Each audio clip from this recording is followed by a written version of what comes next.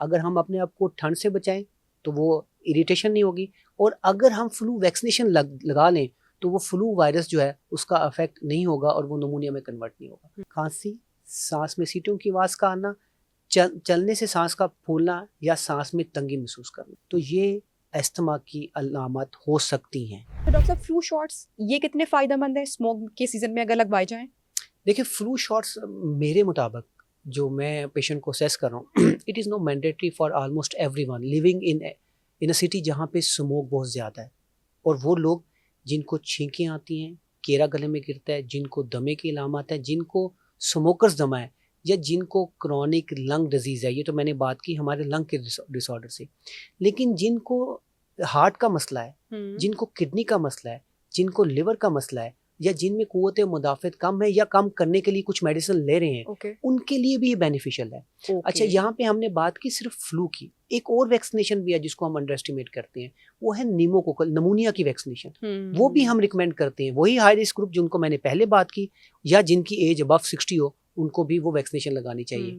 जो flu shots हैं वो 1 ईयर है, जो न्यूमोकोकल है वो 5 ईयर के बाद। ठीक है डॉक्टर साहब, आपने बड़ा एक नाम इंटरेस्टिंग लिया, नमूनिया। हम बचपन से सुनते आ रहे थे और एक फिल्मी सा सीन मेरे आंखों के आगे बन जाता है कि हमारी माओं को ऐसा लगता है कि जो छोटे बच्चे होते हैं अगर उन्हें स्वेटर नहीं पहना या कपड़े नहीं पहने और हवा लग जाएगी, तो वो एक फिल्मी सा सीन होता है ना कि हीरो शर्टलेस आता है, तो वो तो फिल्म का सीन करके चला जाता है, लेकिन माओं को लगता है कि हमारा बच्चा अगर ऐसे होगा तो उसको नमूनिया हो जाएगा। तो ये जरा नमूनिया क्या ऐसे ही होता है? ठंड लगने से बच्चा नहा के आया, कपड़े ना पहनने की जिद कर रहा है, जमीन पर ठंडे फर्श पर लेट रहा है तो नमूनिया होगा, या ये कोई बैक्टीरिया है, कोई वायरस है जो आपकी बॉडी में एंटर होगा तो नमूनिया होगा? सिर्फ अम्मियों के लिए ये सवाल है।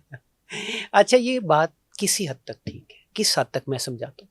देखिए, जब आप कोल्ड एटमॉस्फेयर में जाते हैं ना, ठंडी हवा जब आपको जाती है, तो ठंडी हवा जो है वो आपके एयरवे को, अपर एयरवे की बात कर रहा हूँ मैं, नोज़ को, उसको वो इरिटेशन का बायस बनती है। जब वो इरिटेशन का बायस बनता है तो इनिशियली आपको स्नीजिंग होती है, और उसके अंदर फिर वो जो बेड बना है जिसमें ये इरिटेशन हो रही है, उसमें वायरल इन्फेक्शन के चांसेस बढ़ जाते हैं। जब वायरल इन्फेक्शन होना शुरू होती है तो वो एक गेटवे है जो कि ओपन करती है बैक्टीरियल इन्फेक्शन को। अब यहीं पे हम एक ट्रीटमेंट स्ट्रेटजी समझ सकते हैं। अगर हम अपने आप को ठंड से बचाएं तो वो इरिटेशन नहीं होगी, और अगर हम फ्लू वैक्सीनेशन लगा लें तो वो फ्लू वायरस जो है उसका अफेक्ट नहीं होगा और वो नमूनिया में कन्वर्ट नहीं होगा। लेकिन ये कि वो बच्चा अगर लेट गया है तो उससे ये डेवलप हो जाएगा, दिस इज नॉट नेसेसरी। सिर्फ कोल्ड जो है, ठंड जो है, वो रेस्पिरेटरी डिजीजेस को बढ़ा देती है, इसमें कोई दो राय नहीं। ठीक है डॉक्टर साहब, ये भी बताएगा, ये जो अडल्ट्स की मैं बात करी, बच्चों का तो हमने टॉपिक कवर किया, कि बड़ों में रात को सोते वक्त सांस की सीटी लेना, या जैसे जैसे मैंने बच्चों की बात की कि वीजिंग होना, ये किस वजह से होता है? मैंने ये बात पहले आपको कही कि 4 सिम्टम्स, 4 अलामत आपने याद करनी है। खांसी, सांस में सीटों की आवाज़ का आना, चलने से सांस का फूलना या सांस में तंगी महसूस करना।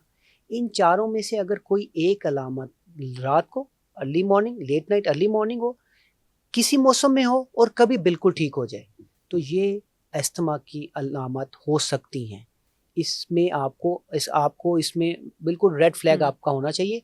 हाँ, अगर ये ज़िंदगी में पहली दफ़ा हुआ और इससे पहले आपको फ्लू था और आपको ये सिम्टम्स हुई, तो ये भी पॉसिबिलिटी है कि ये वायरल इन्फेक्शन की वजह से सांस की नालियों की रुकावट है, जो कि रिवर्स कर जाएगी विद इन 10 डेज। बच्चे और बड़ों के सेम सिम्टम्स आप बता रही हैं, जो रेड फ्लैग है वो सेम है।